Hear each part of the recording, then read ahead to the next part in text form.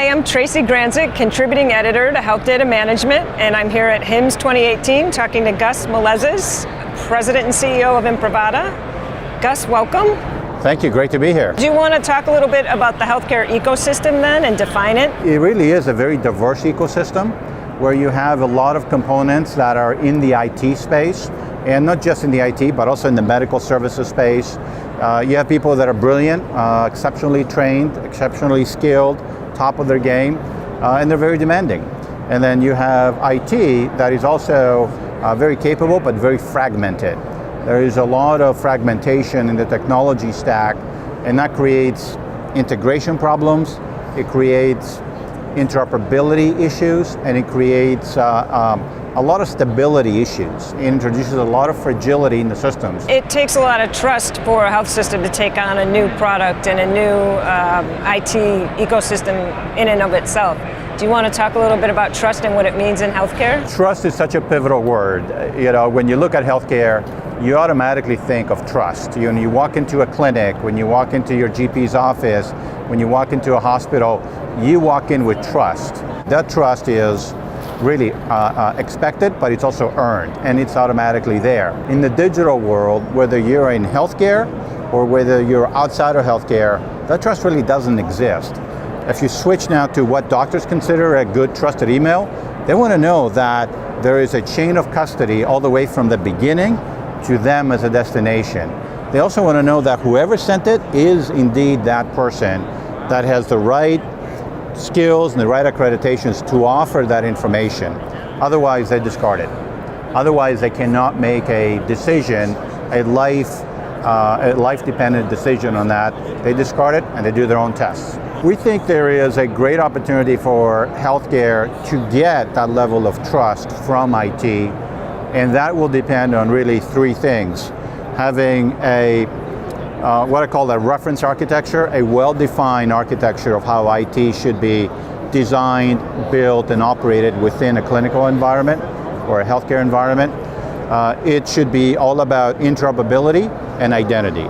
So start with an architecture, fancy word, reference architecture, the same thing, right? Build to that, operate it with interoperability, and then you also need digital identity that gives you that level of assurance. And there you have trust.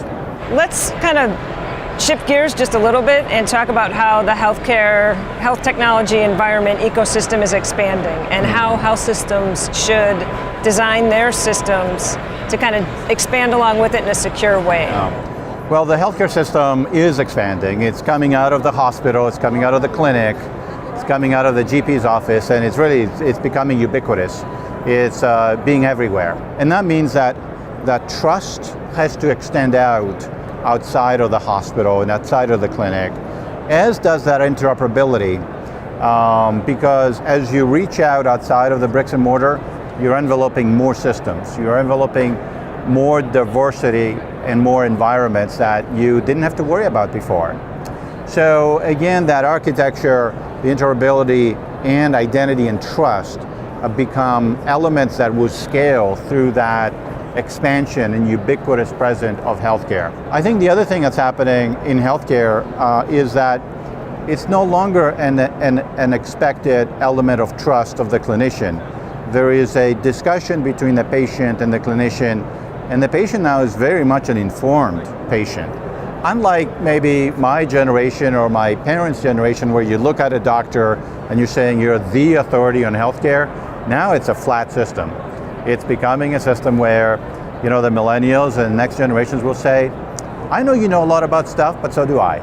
And let's have that conversation and prove to me that this is the right treatment. So based on everything we've talked about, where do you want to go next? I mean, what to you is the focus that you want to take Imprivata to address? Is it, you know, making healthcare more accessible for millennials that translates into our entire population, or what do you see? I think we really need to understand that healthcare is going to be delivered not just in a bricks and mortar environment, and it will be not just national in nature, it will be international, global in nature. We may be interacting with an expert around the corner today, and maybe for a different condition tomorrow. We may be interacting with an expert, a renowned surgeon in other parts of the world.